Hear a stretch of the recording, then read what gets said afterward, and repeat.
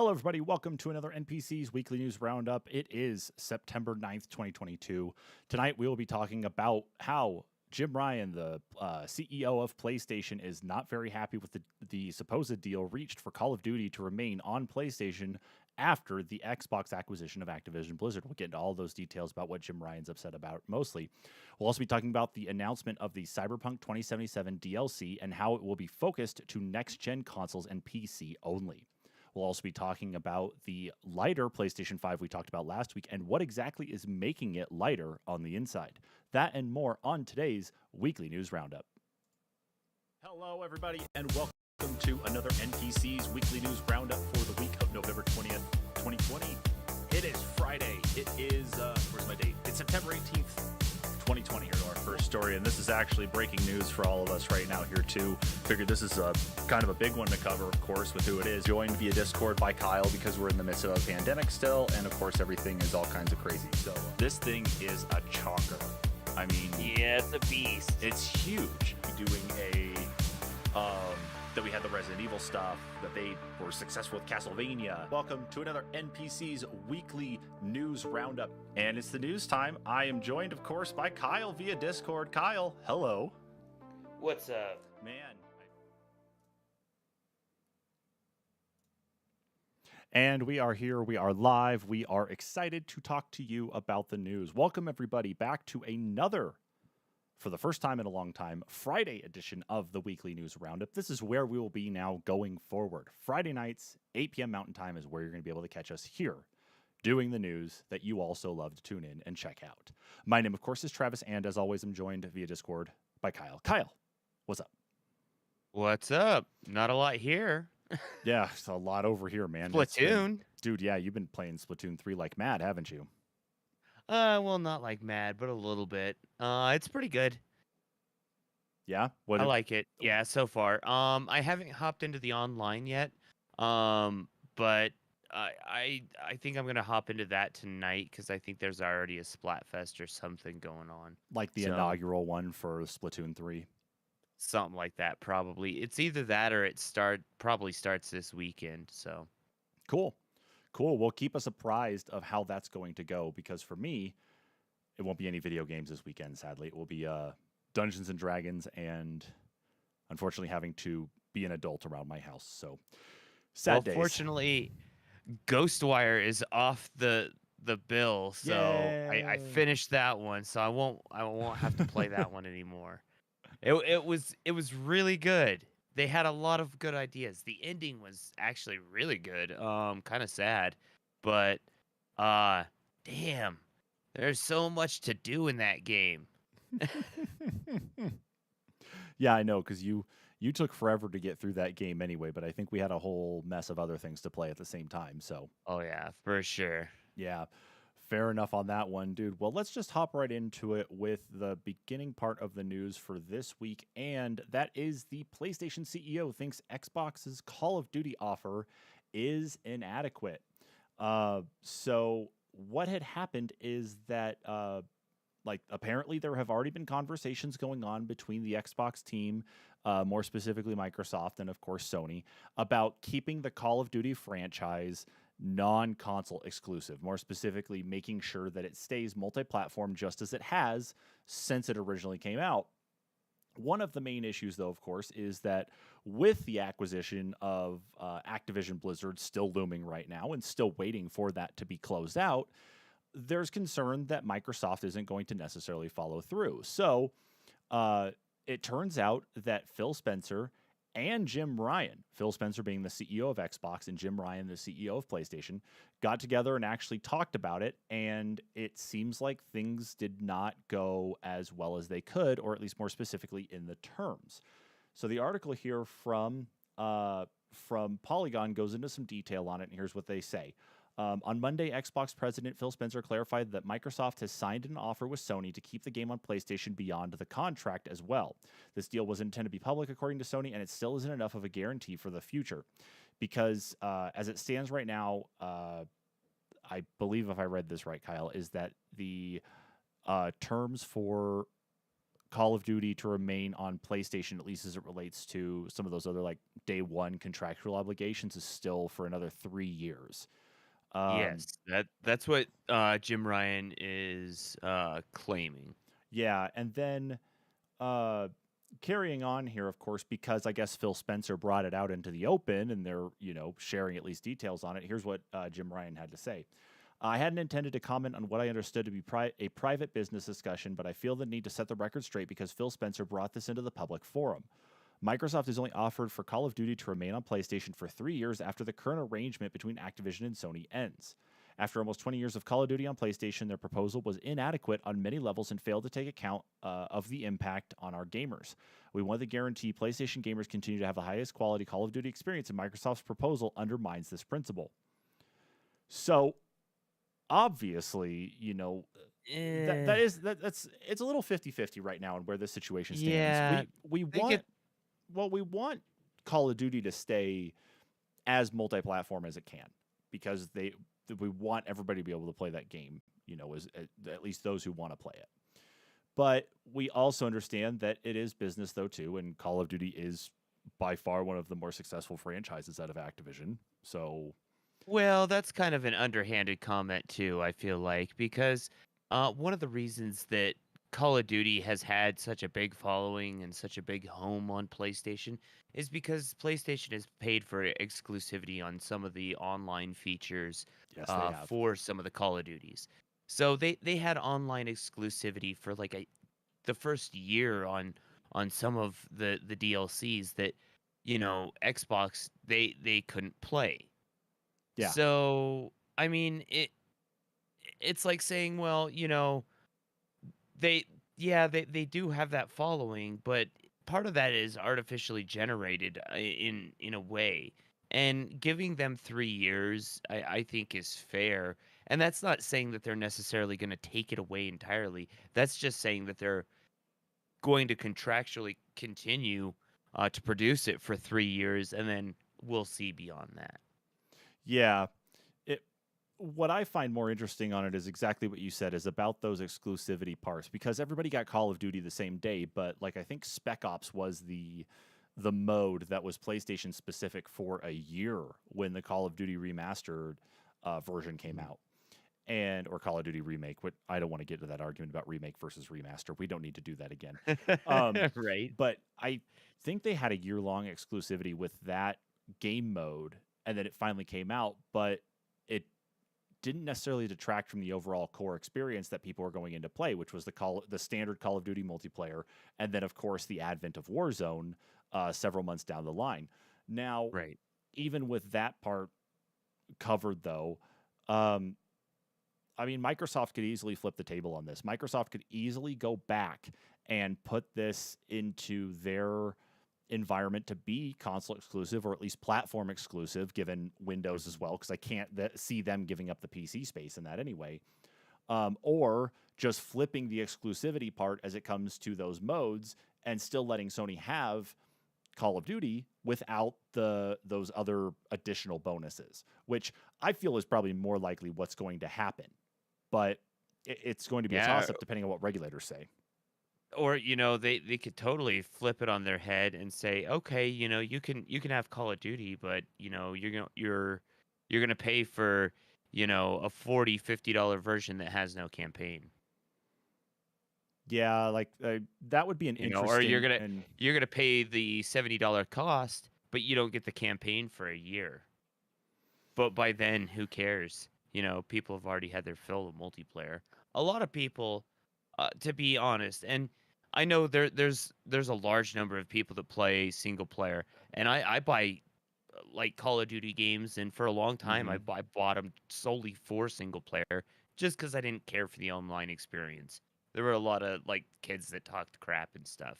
Shocker. So yeah, it just got to be too obnoxious, and I was like, whatever. So I buy games like that and play them single player. Same with like fighting games. I mean, there is an audience that does that, but there's also a large audience that will buy the game and never touch the single player. They buy it for the online experience only. That's true, and I think we've seen a lot of that, especially with the advent of battle royale titles. That people don't generally want. Like, you're not getting a single player campaign in these battle royale games. You're getting story, but you're not getting a single player mode, at least in the sense of a campaign to go through. And we even saw that with the advent of Battlefield 2042, where they completely stripped out a campaign. We saw that with Call of Duty Black Ops 4. Uh, it's definitely not a far-fetched thing to even consider that they could go that route, but I don't think that part is going to happen per se. Right. Um, I still see it being one of those things that they'll keep developing. What I do find interesting, though, here, or find at least maybe what makes the most sense in this one, is what the Polygon article says here at the end. It says, for Microsoft, it's a chance to prove to regulators that it's working with Sony to ensure it doesn't monopolize franchises like Call of Duty, while Sony has the opportunity to get a more favorable deal while Microsoft is under a bit of extra pressure. So by Jim Ryan coming out and calling on Phil Spencer's, not necessarily his bluff, but calling out Phil Spencer on what he didn't say about it, is that it makes it more open to regulators. I mean, because that contractual stuff is going to get out there anyway as a part of this approval process. And they're going to see this deal already there. And with these words out there, and depending on what the community says too, it's very possible they could leverage another 3 years on top of it. So they could have 6 years of support that way. And then by the time the next console generation rolls around, it's basically, well, you want to play Call of Duty? It's on the Xbox Series Y. I don't know. Well, and I think part of it too is Jim Ryan's attack on Phil Spencer of, kind of underhanded blow of, well, I wasn't going to say anything, but now I'm going to say something about it. Yeah, I think it's in regards to the fact that Phil Spencer had said, just as a general blanket, that Blizzard Activision titles are still going to be available on PlayStation systems. Mm-hmm. He didn't give it any sort of timeline or anything, and he wasn't doing that to appease anyone on Sony's side necessarily, but True. I think more so to appease players to say, oh, if you do still have that console, don't worry, you're still going to be able to play your games. Don't worry. We still want you to be able to play with, the people that are playing on our environment and the people that are playing on PC as well. Yeah, and that's why I really do see the. That's why I really do like. I'm agreeing with you on that one. That it does feel underhanded to really kind of drive the conversation in a different manner. Like Phil Spencer's not being truthful in this case. It's like, well, they did extend an olive branch to you to offer this additional amount of time, but now it's more like, okay, well, now we know more than nitty gritty, and you're kind of bringing us into your drama even more. In that case, it's like, you guys are businessmen. You need to work this out. Yes, it's going to be what the consumers are going to want. It's going to be, you're going to have to narrow it down to what the consumers are looking for. But at the end of it, though, you can only push so far. And Yeah. if the deal goes through and Microsoft decides, hey, you know what, here's an extra 2 years, what's it gonna look like when we hit, like, say, the 4-year mark of that 5 years? What's it gonna look like battle wise when it comes to that? Well, and maybe this is an opportunity for PlayStation to step back and, for Jim Ryan to step back and say, how can I take advantage of this 3-year olive branch? Maybe we can have some negotiations as to, how we can get some of these titles on, our console and maybe provide some of our titles for their console. So we're not necessarily, um, you know, i trying to keep one another away from stuff like that, but maybe it can be a little bit tit for tat and then maybe more of a friendly trade eventually. You know, oh, we make, God of War, you make Call of Duty, let us still have Call of Duty. Maybe you can get a God of War title or something. I as That cool might as be a that would stretch, but yeah, you know what I'm as saying. cool as that would be, yeah. Uh I I don't know. I'm not holding my breath for that to be the situation. But given that we are seeing not necessarily a lot of console exclusives as being like the key focus anymore, it's more about that the platform that everything works on. And given, Xbox and streaming on your phone and playing games on PC and tying everything together that way, how it all works out. It's something that they don't have, that Sony doesn't have. And that's that type of leverage, at least, that kind of offers that playability to other people. And that, maybe Sony might see that as another way to kind of break in and maybe do some of that together to offer an exclusive PlayStation game on Xbox in some form. But it's going to be a very big stretch for something like that to actually occur. It's going to be a very big thing for that to happen, and it's going to require a lot of heavy lifting to make that occur, and I just don't think it's going to happen. On the flip side, we do see a lot of big companies and even smaller companies being bought up by both PlayStation and Xbox, and companies being having their money or having money dumped into them, excuse me, by Microsoft and by Sony for stakes in companies. So in a way, that's like them paying for a stake of exclusivity, maybe, or an advantageous stake in their company to be able to get extra content or get early content. Maybe this is where it kind of bridges the gap that there's so many companies that are owned by each of them now that it's going to have to be like a Minecraft scenario. Microsoft still owns it, but it's still on PlayStation, it's still on Switch. So, yeah. And that's why it's another one of those unfortunate wait and see things, because it's very possible that the deal may fall through still. Microsoft does have a lot of stuff they can put out there that says, hey, it's like, look at what we've done with one of the most successful franchises in video game history, being Minecraft, and how it's continuously gotten its support. We talked about some of this, I think, last week. did. Yeah, but also it's still, it's everything else that ties into it. It's everything else that goes with all the other support that's out there too. But we saw what happened with Bethesda and how there's the talk that the next Elder Scrolls game is going to be console exclusive. Starfield is going to be console exclusive. It's tough to see exactly what's going to happen there. So we just have to wait and see what's going to occur. Yeah. But in the meantime, as we wait for that, we're going to wait for some other stuff here too, because Cyberpunk 2077 DLC got announced just the other day. And it's only for next gen and PC. That's right. So the upcoming DLC is named Cyberpunk 2077 Phantom Liberty, and it will be dropping next year. So what's happening here, again, this is an article from The Verge that we're referencing here, is that you're going to be, taking an oath as V, to serve the new United States of America.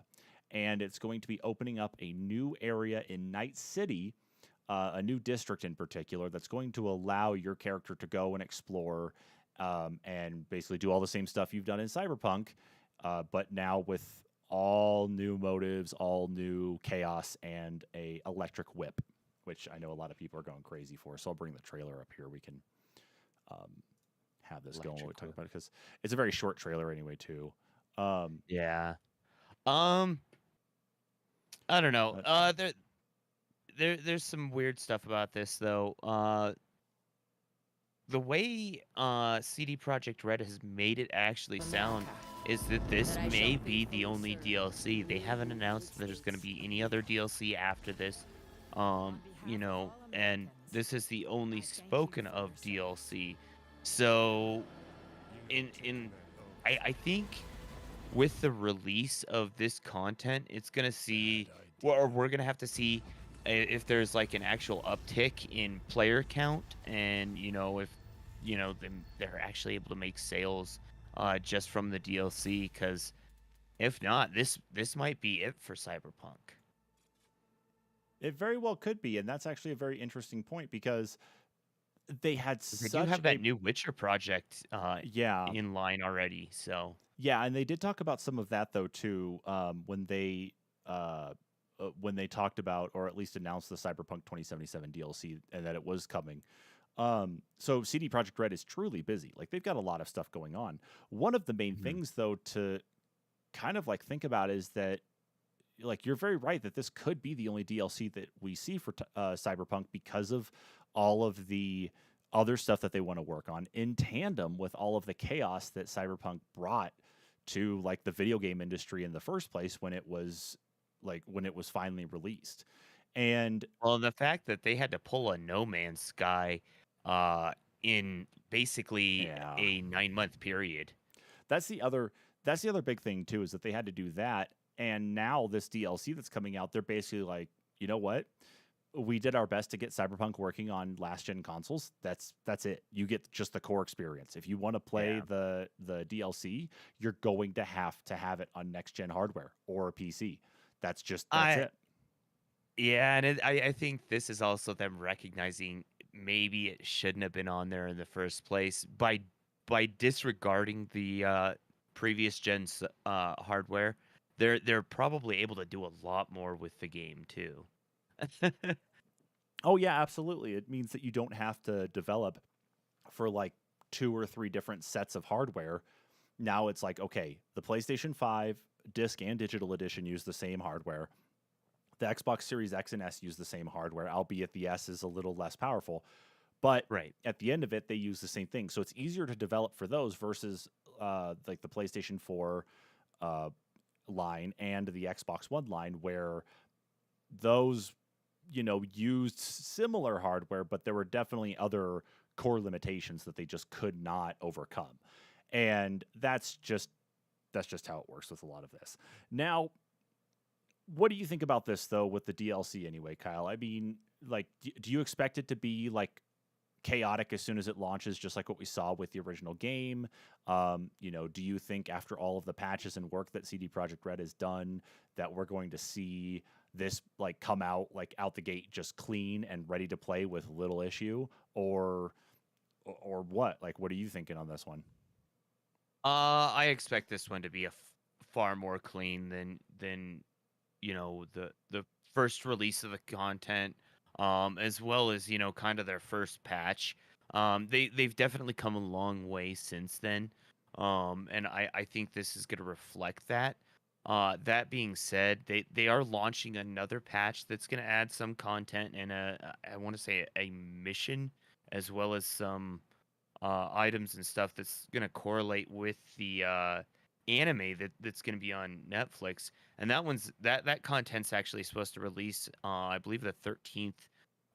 But that's just kind of leading up to the actual release of this content next year.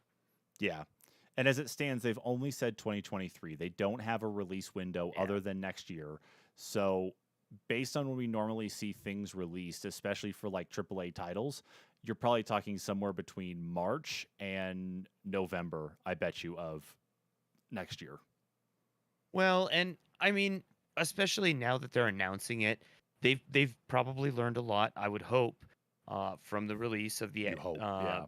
main campaign of the game, that they can say, now that we're releasing a trailer, we've got to be like 90% done. You know, we are showing off what we can, and then we can finish up, and then we have plenty of time to debug, over the course of the rest of the year, and maybe at the beginning of the year, and it not putting a definitive date on it and just saying a broad next year gives them enough time to actually work out or pan out any bugs that they may have, so they don't have a messy launch. Well, I really hope that they have actually gotten everything straightened out so that way they don't, because it would be very interesting to see that they wouldn't have learned their lesson from the launch of the core game and Hmm. repeated the same mistakes going into the release of the DLC. That would have been a kicker for sure. Or that might still Yeah. be a kicker. We won't know yet until 2023 when the DLC drops.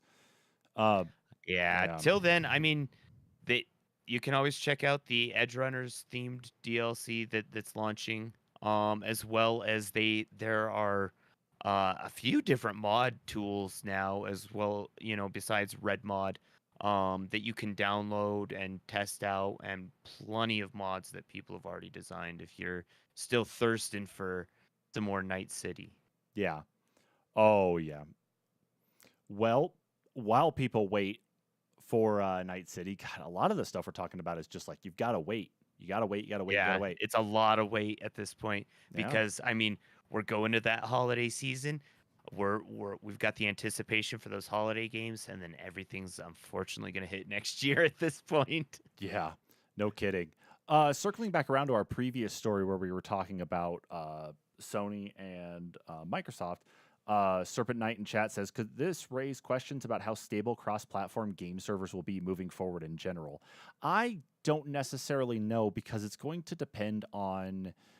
Honestly, I think it comes down to like the developers more than anything because the back end is already effectively open. We saw that in the case of Rocket League when Xbox players were able to see PlayStation players just by pure coincidence. And it was just as simple as something that got turned on by mistake and was something that got shut down really quick as soon as it was discovered.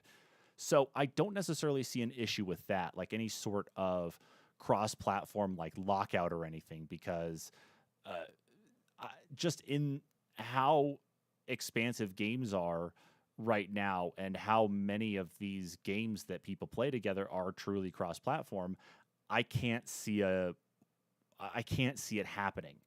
I really can't.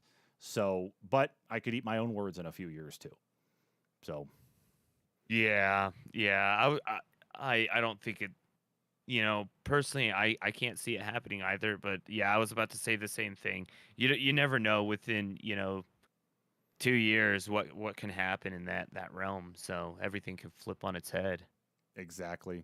Well, let's move on to something else we're going to be waiting on, though, of course, and that is Battlefield. So, the next Battlefield game has been confirmed that it will be developed with a narrative campaign, which means we're getting a single player campaign back in Battlefield.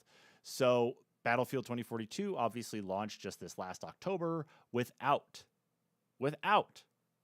a standalone single player campaign. It was all multiplayer. And of course, that rubs some people the wrong way. But it has been confirmed that a new studio created by EA called Ridgeline Games will be making this narrative single player campaign for the next Battlefield game. And the person leading it happens to be Halo co creator Marcus Leto. And so the studio, according to the article from Video Games Chronicle, studio was established last October and has been staffing up for the debut project. And originally in December of this last year, EA had said their intention to create a connected Battlefield universe because everything needs its own universe, I guess, now. They are, with everything they're trying to work on, they're trying to bring back what fans have been asking for, which is single-player content. Especially with all of the bugs and hassle and chaos that went into Battlefield 2042, which only just got really fixed as of just recently.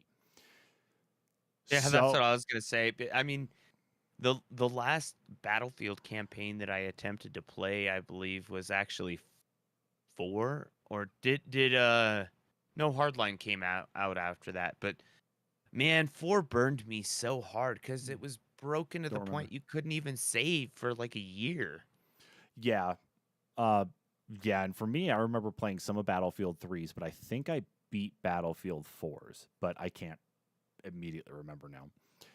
Yeah. But I think that's a good thing, though. I think the fact, though, that at least they listened and realized that they need that fans want a single player campaign. It's part of it, though, is that emphasis on the narrative and making sure that the story is engaging, because there were a lot of complaints about, even though Battlefield 4 had a single player campaign, there were a lot of complaints about the pacing and the tone of the Battlefield 4 campaign versus even like Battlefield 3's and previous iterations. So there's a lot kind of riding on them by bringing back the campaign, but they need to really work on developing that story. Otherwise, it could end up being just another mess.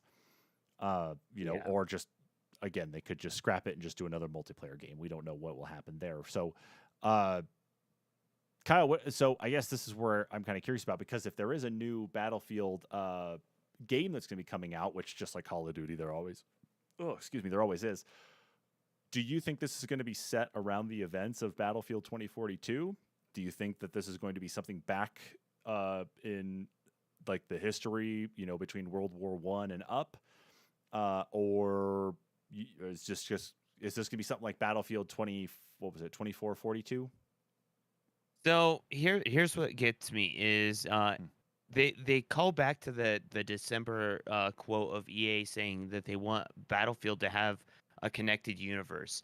I almost want to say that this potentially they could try and make some bridge between, you know, Battlefield 1 to 1942 to um, you know, modern It's not a bad combat, idea. even to, you know, maybe Bad Company, and maybe it's just going to be bridged off the Bad Company story. Which, if it's based off of the Bad Company story, there's a lot of people that would be plenty happy with that. The character writing for the campaign was really good. It was just sad that the game never actually had multiplayer.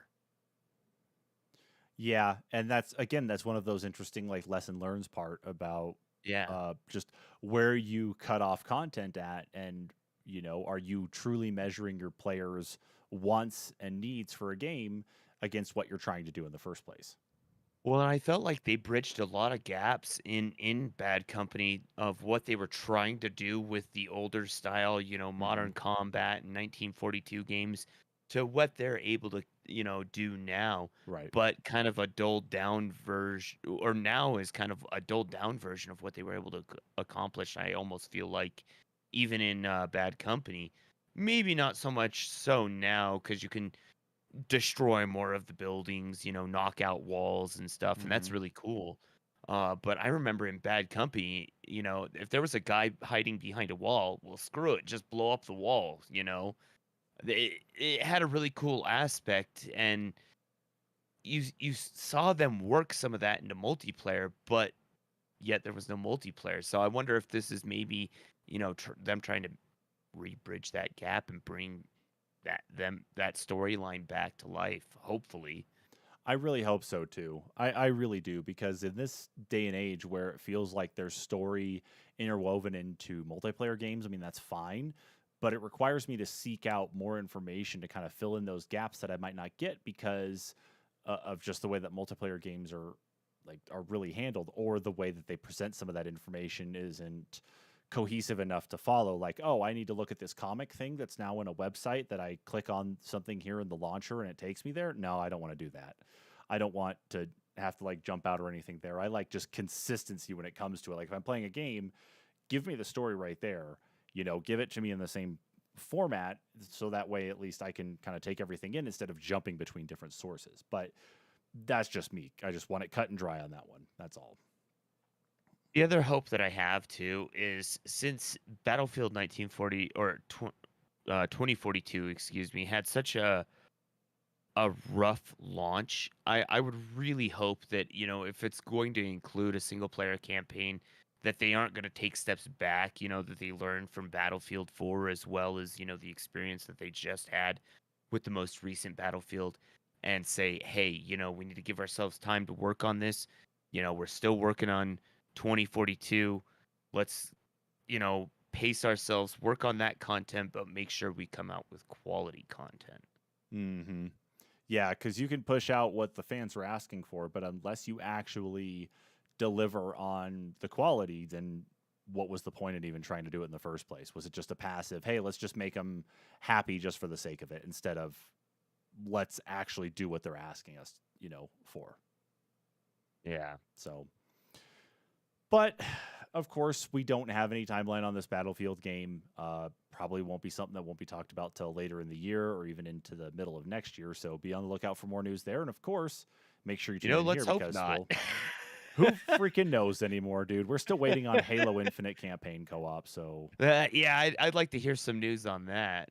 yeah, yeah, it'd be nice to see that show up here sometime soon in our queue. But anyway, as we wait for that and we wait for all the other disappointments out there too, we move on to the next story.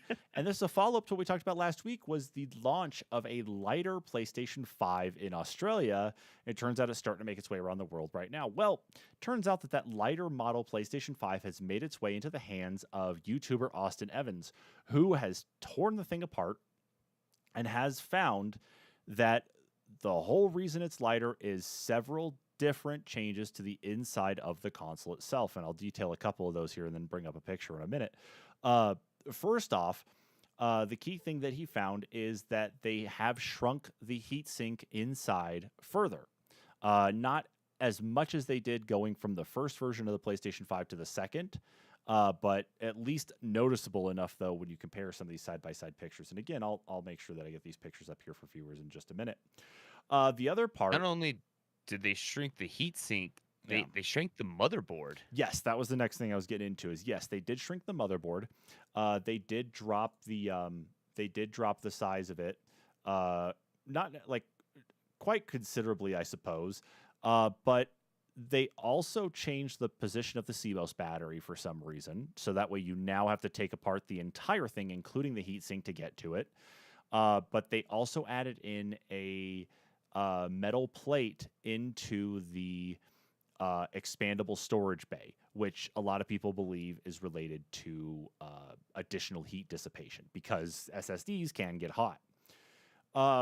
Another thing that he ended up discovering, not even just about the size, was also that the power draw has changed too, is that it's actually drawing, and I got the info right here from his Twitter, the PlayStation 5 1200 model is over 1 pound lighter than the launch model and pulls 20 to 30 watts less and delivers roughly the same noise and heat output. Sony shrank almost everything, including motherboard and the internal packaging, to make it lighter and almost certainly cheaper for them. So not only is it lighter and puts out the same noise and same heat, but it's pulling in less power, which means that they found something else in the components to cut back on to not only save themselves cost, but to keep the same quality that they had from day one. So let me see here if I can get some of these stills up from his, let's see here, from his video. I'm just trying to find these here again. Sorry, give me just a And I imagine with the lower power draw, they probably just optimized, how they were utilizing the power in the system, which in turn cut back on the heat output a little bit. So it gave a little bit of heat dissipation in addition to the fact, that you didn't have as much in the system to cool. And it looks like there's actually, that copper heat pipe armor that would have been part of covering the motherboard at one point. Mm-hmm. Yeah, so maybe it was trapping heat in some form that forced it like in one different way or something there to hold on. Like it just trapped it even more and wasn't able to actually cycle that through. But they figured out a way to like increase the airflow. But from this still here, you can see from the teardown. So this is the new model here in the center. You can see, of course, right here that they've got this new metal plate. It doesn't cover up the entire slot, but it is in there. This is, I believe, the original model, and this is the second release where they had done the new like Wi-Fi antennas and done the heatsink, the first heatsink change. And the one here in the middle from Austin is the newer model. So fan set they also use is the exact same. Let's see here. Yeah, and actually, one of the things, because I had watched the video, they said that there were two different fans being used in the previous generations of the PlayStation. And from various different teardown videos, it was kind of a crapshoot of which fan you actually got. Now, the third system uses an entirely new fan again, but there is always the potential that, they have backstock of, the older gen fans still, that you may just wind up with the same old fan that was in the 1000 or 1100 unit. Very possible.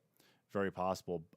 In this still I've got up here from the video as well, you can actually see not only is the chambering different on the actual backplate here of the main board, but this is where you can actually see how much they shaved off of the main board though here too. You can actually see where it pops out of from underneath the plate and ends right here, whereas you look at the original model and the second model, and you can see just how much they've actually been able to slice off there to save on cost, which means they found ways to shrink things down for themselves, which, hey, that's pretty slick.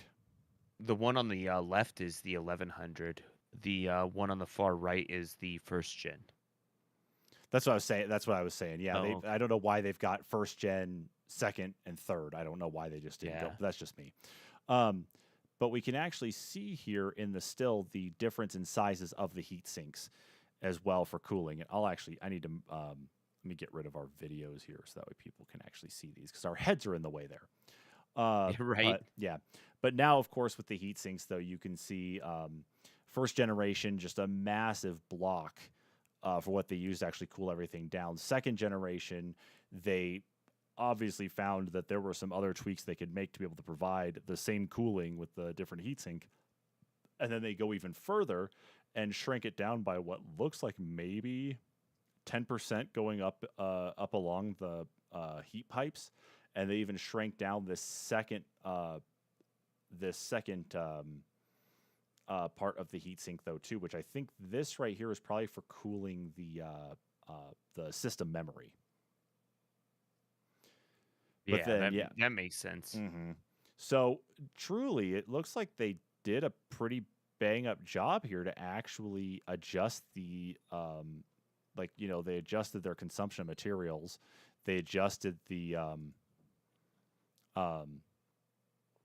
adjusted just everything that they could about the cooling in general, and they made it run the exact same way, which I think for everything that we've been seeing so far in supply chain issues and that this is a great thing for them to actually be able to do. Although they did just up the price on the PlayStation in every I other was place about except to the US. say, But yeah, they have to pay those engineers that are saving them money somehow. So what if we just went to the factory with a chainsaw and cut off 20% of the main board? right? And it's like, and if we took that same chainsaw and cut off 5% of the heatsink while also taking down 10% of the metal backplate, hey, we got this here. We can do this. Yeah. So someone's standing up on the assembly line with a chainsaw, cutting through those as they coming through.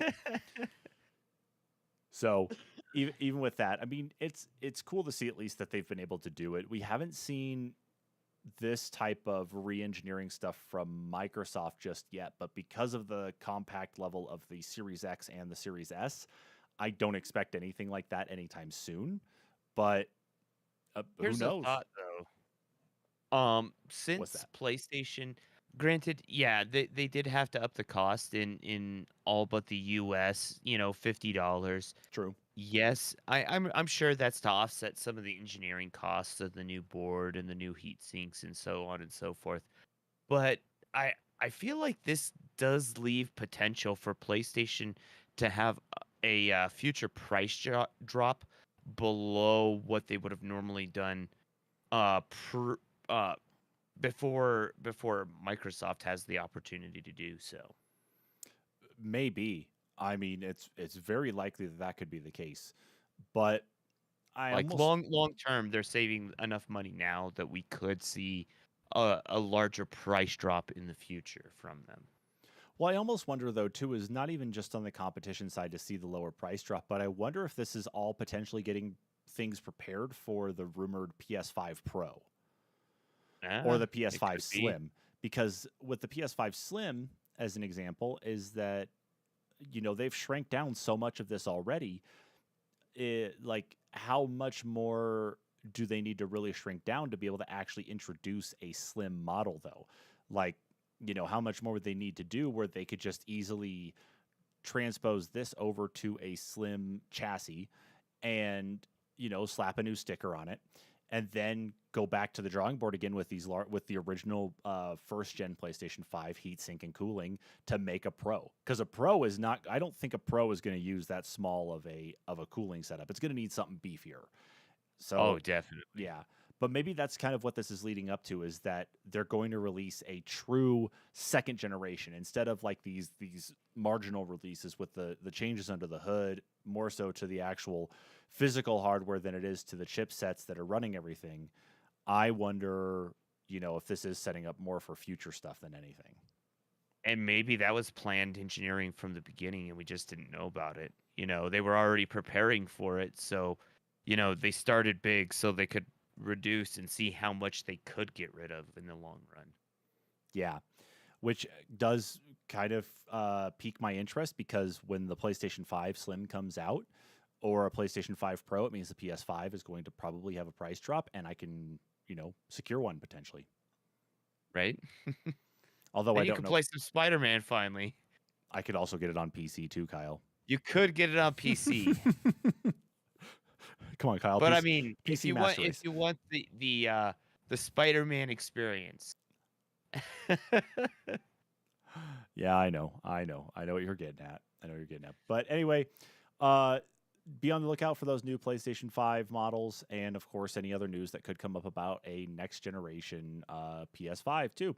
Now, let's carry on here to some announcements that actually came out today from Disney and Marvel. They are having their D23 showcase event this weekend, and they hosted their very first Disney and Marvel games showcase, going through some of the games that they're going to be releasing for all the different platforms going through probably the next couple of years. So some of the things they showed off is we've got an untitled Captain America and Black Panther game. All they had shown off was a cinematic trailer. This is supposed to take place in World War II, and it looks like it could potentially having you traverse different locations between, say, World War II Europe, Wakanda, just several different spots around the world as you, I guess, as you push through whatever this multiverse narrative is going to be in these games going forward too. We did get a release date for Marvel's Midnight Suns, which originally had been delayed indefinitely. It's now going to be released December 2nd, 2022. And I gotta say, like, Midnight Suns looks pretty cool. It's got that vibe of like a different side of like Ultimate Alliance. So Yeah, I'm like a dark version of Ultimate Alliance. yeah, like everybody they show in there has some sort of really funky like yellow or gold and black costume of some type. Yeah. Let me see here. This was okay, Midnight Suns. Let's see. Bring that up here real quick. Let's see. Is that the trailer there? Yes, that's it. Woo, yay for being prepared. I love it. But I really do have to say, like, I'm actually looking forward to this game though too. Like, I like the idea of the I like the idea of this kind of different environment. Oh no, this isn't actually like Ultimate. Oh, there was another game that was coming out that was supposed to be like Ultimate Alliance. I can't remember, but this one has more of a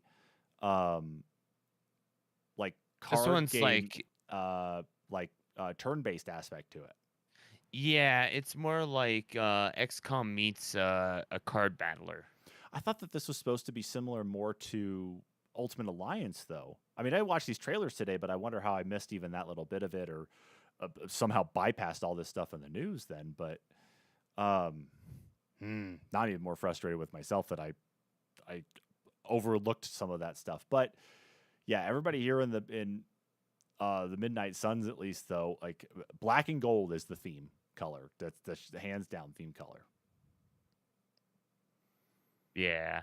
So that itself looks pretty cool, though. Dang it, I didn't realize it was just all straight up a card game, though. I thought that was a that was gonna be something different there. But anyway, the key thing though is that there is no release date for a version on the Switch. They were looking to do a release on the Switch, but it may not happen depending, of course, on what they're changing there in the back end.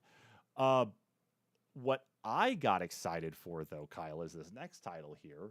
This one got me excited. This is like the only one I watched the trailer for. Yeah, however, I'm a little, I guess, partially annoyed. More so with, I'm bringing the trailer up here now. I'm more so annoyed with like what I had seen here, and that it was like I was hoping for something different. And that's right. This is going to be called Tron Identity. It is a visual novel-based game that will be releasing, at least as far as they've revealed, is going to be releasing on PC via Steam. And it takes place in a new version of the grid that has been completely segmented and pushed aside. Nobody knows exactly where any of this like exists at. You know, we'll probably learn, of course, as we play through the game anyway. But You'll play as a character named Query, who is responsible for investigating some type of mysterious event, like it's a crime or something like that. But you have to investigate this and figure out exactly what happened. But it is all narrative based, though. I've been looking forward to something Tron related for a long while now, but I don't know if this is going to be enough to satiate that. Yeah, I mean, I almost wish that they'd go back and do something like Tron 2.0 that was on original Xbox and PC. It was like a first-person shooter, really, really neat idea. And it had a whole upgrade system that involved like computers, and it made sense and like for what it was, and kind of had this like quirky computer aspect to it. This I'm actually excited about because it's written and developed by Bithell Games that did Thomas Was Alone, which it was a really short, minimalistic game that the writing on it was just phenomenal. Mm-hmm. I mean, if you haven't played it, it's only like a 2 hour, if that, Okay. sit down and play through.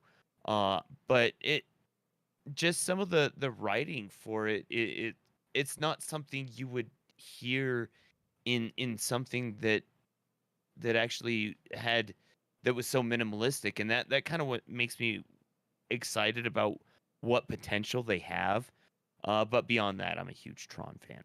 Same here. Like that has me all kinds of excited just to kind of see what it's going to be like. But I was hoping for something more of like an action game, I guess, or something that had you exploring the grid. But I'm keeping my fingers crossed that something like that could happen. Yeah. Yeah.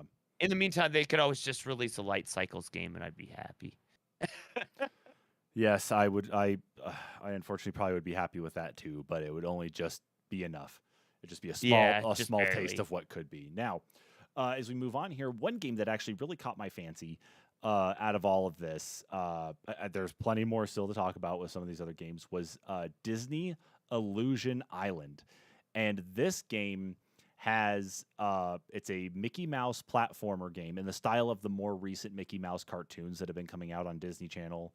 Um, but it plays like a Rayman platformer, and it looks awesome. And it's supposed to be coming out on the Switch this next year. But I got the video going here now, and it looks fun. It just looks like a very enjoyable experience.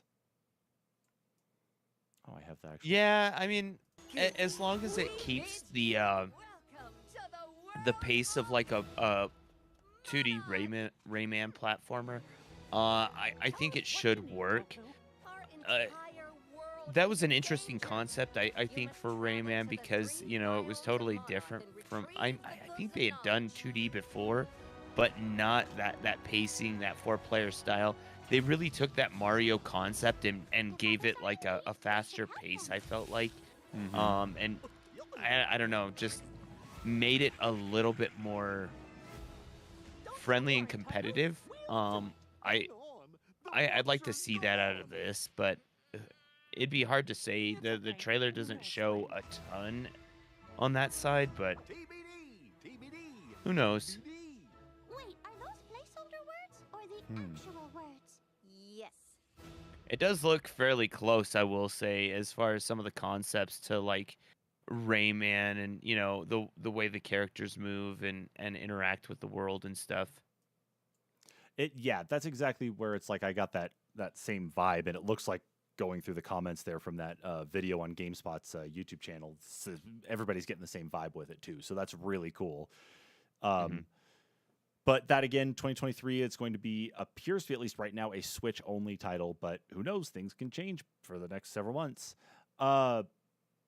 Interestingly enough, but maybe not so interesting, in the next title announced too, we got Marvel World of Heroes. It is a Marvel AR game being developed by none other than Niantic. It's going to drop for mobile devices next year, of course. But it looks like you're going to be able to create your own superhero and have your own superpowers and all that jazz, but no idea what that's going to mean. I don't know if that means you're going to be able to throw a Pokeball at Doctor Strange and catch him or something. Or you can have Because Spider-Man as a character and then give him like a symbiote stone or something, and he evolves into Venom or something. I don't know. the Minecraft one worked so well, and the Hogwarts one worked so well. Right. I'm right there with you. That's why when I saw this, I was like, at first, like they were showing like the powers coming up here, and then and then you saw that they were holding phones, and it was like, Yeah. oh, Yeah, I mean, Pokemon the concept made sense, but I don't know, some of this other stuff that it's supposed to like empower the player or whatever, quote unquote. yeah. I mean, it just seems silly at this point. It's just really and truly, it's just trying to get people to move around and get up and go out. And you shouldn't need a game to do that. And Pokemon Go is still plenty good enough. Maybe Yeah. I'm being negative. No, I don't think you're being negative on it. I don't think you're being negative. I think that's I'm right there with you on it. I I don't know. I don't know why we have. Yeah. I don't know why we have another mobile game coming out like that, but whatever. I'm not gonna fight it. People still play them. Even so, Carrying on from that, though, carrying on from that mess. Avatar, Frontiers of Pandora, did get a quick gameplay overview, but other than a quick peek at the game, there really wasn't that much said at or about that one, unfortunately. Um, Marvel Snap did get the upcoming free to play collectible card game did get a global release date. If you're into the collectible card game scene, you'll be able to play the Marvel card game starting October 18th. Um, I don't know. Are you into some of the mobile card games other than Hearthstone? No, That's about the only one I've ever gotten into. that's the only one I've really gotten into as well. And I mean, the Marvel one might be okay, but I don't know if I need another card game on my phone at the moment. I'll wait till it comes out and in another month or so, and I guess just see how it fares. Like maybe get one of my kids to download it and try it first before me, just to see what they think. Yeah, about the only other one that I think I've truly gotten into was maybe Slay the Spire, but that one's even more of a roguelike RPG than necessarily a card game. So, I mean, Hearthstone and maybe some Magic for me, but it'll be interesting to see how it plays and what kind of concept they carry out for the play style. Yeah, it looks like from what I had seen with it, it looks like it definitely has the vibes of Hearthstone, especially when it comes to like how uh, enemy cards or even minion cards like move around and attack and manipulate different things. How there's like voices and sound effects tied into the cards though too, sometimes depending on like what it is or who it is. It seems like And there's a they lot of that. It's very, very motiony though. It's very out there. and they do claim that the matches are supposed to be shorter than your average card game match, especially on a mobile setting. So maybe more accessible to a larger audience in the fact that you can get quick fire matches going. Yeah, maybe. So going through here a little bit faster as we're reaching the end of the main stories here though too is let's see. You talked about Snap and Avatar there. Let's see. We got Return to Monkey Island, new trailer. That's still going to be dropping on September 19th. Aliens Dark Descent still looks really cool. I'm excited to try out Aliens with an XCOM feel to it. That one's going to be exciting. That one, yeah. And the next one really got me going. Gargoyles Remastered, yes. So if you were a fan of the classic, extremely difficult 90s Saturday afternoon kids game that they had released, they're remastering it finally. Yeah. Yeah, and that actually looks like that's going to end up being pretty cool. And I think that with the success that they've had with some of the remaster stuff, like especially the re-release of like DuckTales, DuckTales, yeah. Lion King, Aladdin. I think that by them coming back around and doing, Gargoyles, that's they're finding some good successes in these games that are older and had that layer of difficulty that they want to try to emulate because gamers are, we're just getting better and better sometimes. Well, not us I specifically, but this makes me really want them to, re-release games like more of the Saturday morning or, the afternoon cartoon collection games that they had put out, like Tailspin, so on and so forth, just to see, what kind of audience they could grow off of it, and maybe potentially a whole collection of them instead of, just one or two games at a time. that very well could be what they're trying to do, and I support that fully. Let's just go spam. Let's just go spam watch, something like Mad on Disney Plus just to see if that'll get them to release, another one Right? there. I'm down for Tailspin though. Don't get me wrong, I'm down for that. That was Oh, my heck jam as a yeah. kid too.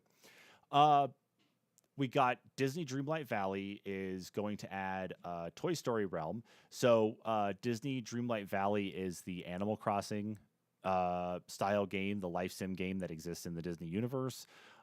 They are going to be adding in, a Toy Story environment there too. So if you're a fan of those life sim games and you've put, well over what feels like 6 years of your life into Animal Crossing, even though yes, it's only came out 2 years ago, uh, by all means, there's another one for you to go and take on, especially with all the things that you could do a la Disney.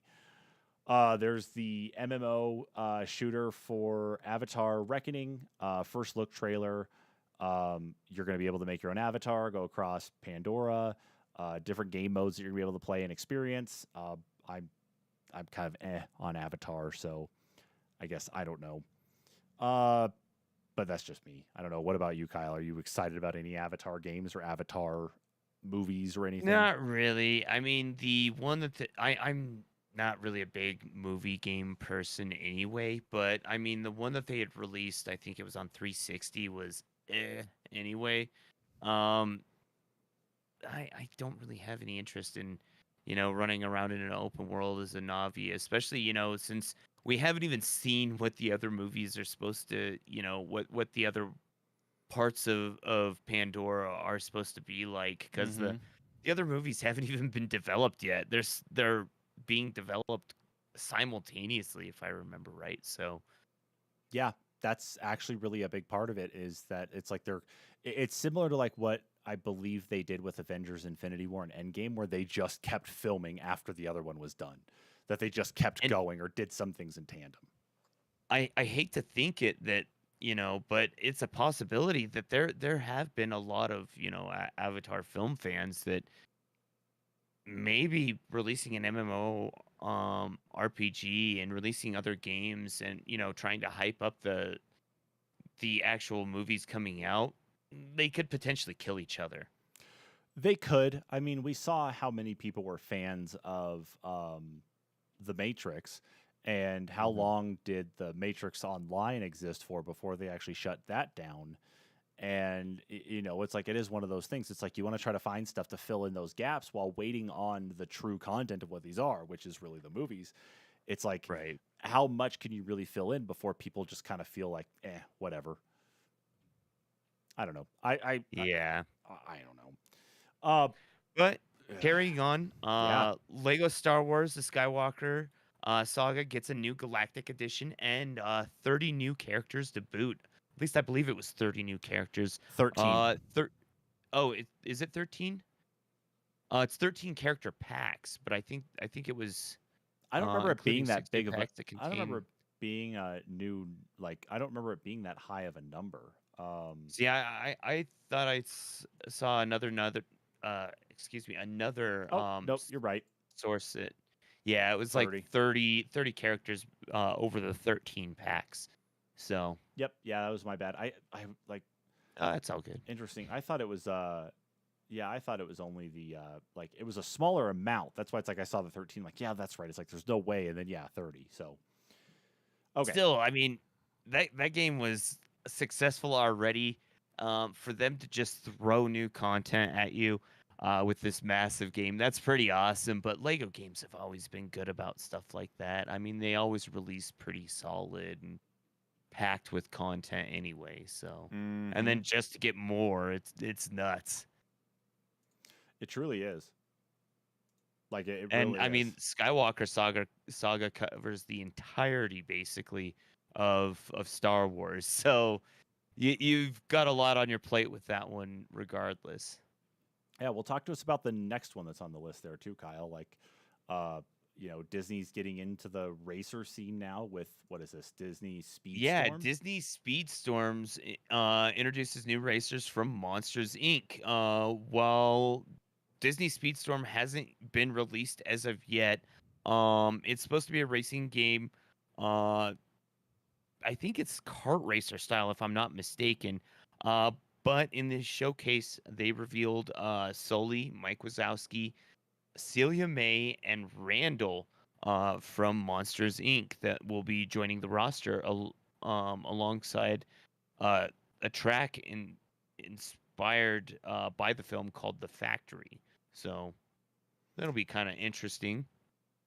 Yeah, and it is going to be truly a kart racer game. It's kart racer Disney style, and for some reason Jack Sparrow has a cart where his shifter is his See, and sword.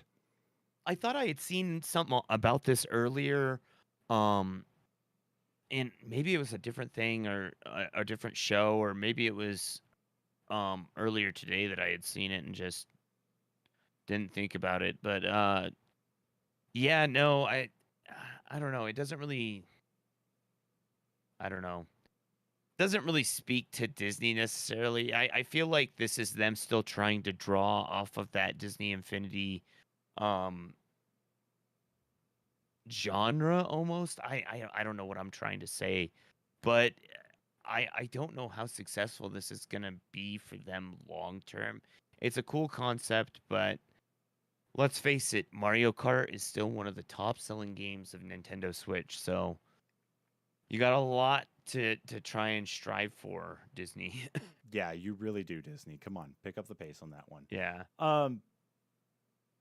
And then the last two things here, of course, Disney Mirrorverse, which is their newest kind of line of toys, and there's a mobile game as well that goes with it.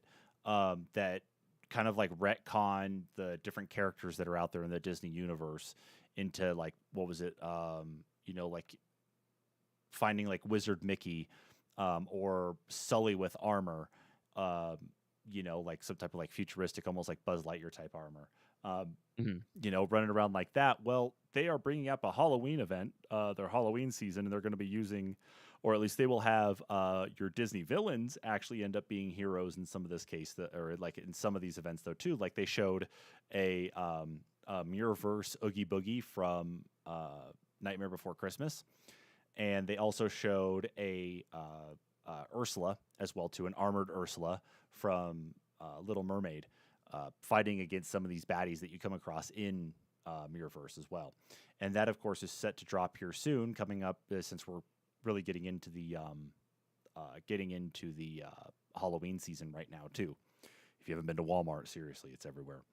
Yeah, no doubt. Yeah, and then of course for any rounding out the mobile stuff anywhere. This is actually the last thing, but they're going to be adding Red Hulk to Marvel Strike Force on September 13th. So if you want to play with Red Hulk, hey, by all means go for it. The thing they show off in the trailer is Red Hulk fighting Hulk, She-Hulk, and another character, and then Red Hulk getting blown up and thrown across the map or wherever they're at and meeting up with Apocalypse, because why not?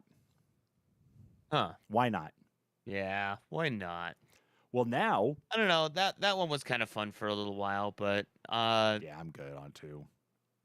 it it, it it's a fun, just basic three. I think it was 3 or 4 person RPG. And eventually it does get to a point that if you're not grinding over and over and over again, you're gonna have to pay. So Yep. That's it. Yeah, that's really the vibe that you get from it. That's why it's just not my style in some of that. I know you, Kyle, yeah. you're not spending money in Diablo Immortal anymore, so maybe you just go turn around and spend No, money in no. this. Huh? I quit spending money on the mobile games. I promise. Fair enough. Fair enough. But we are now to the part of the news where all of our main stories have been talked about, and we are on to Kyle's section with the NPC news quest markers. Kyle, what do we have for us in the quest markers this week? So, for our first marker of the week, Tencent has acquired a stake in Ubisoft founders holding company. The holding company named Gilmont Brothers Limited, of course, the parent company, has had a 49.9% stake and 5% voting rights invested in it, around $297 million Cha-ching. by Tencent. Also, allowing Tencent to take a bigger stake in Ubisoft from 4.5 to 9.99%, with no other increases for 8 years. Of course, Ubisoft says the focus on the partnership is mobile titles from several of Ubisoft's major franchises, and the launch of several of Ubisoft PC titles in China. All right. Of course, we know Ubisoft it was either today or coming up, has their event where they're going to be talking about some Assassin's Creed stuff. Tomorrow. I'm sure we've got a new. Oh, is it tomorrow? Yep. I'm sure we've got a mobile Assassin's Creed coming up.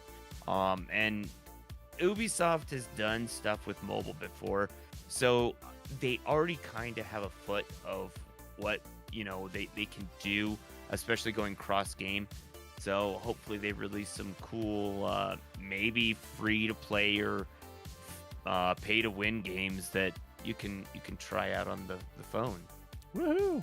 But continuing on, Nintendo has revealed their Pokemon Scarlet and Violet Special Edition Switch OLED, to the dismay of everyone that purchased the Splatoon Switch OLED. Wah wah. Not really. I like both consoles. But the new Pokemon Scarlet and Violet Special Edition actually has Joy-Cons that have logos for the in-game academies in Scarlet and Violet, as well as colored, each of them per game, left and right, of course. And the dock has the legendary Pokemon Koraidon, and I think I'm pronouncing that right, and Miraidon I think so. on the back of the Switch, and has purple and red waves along with images of the new starters.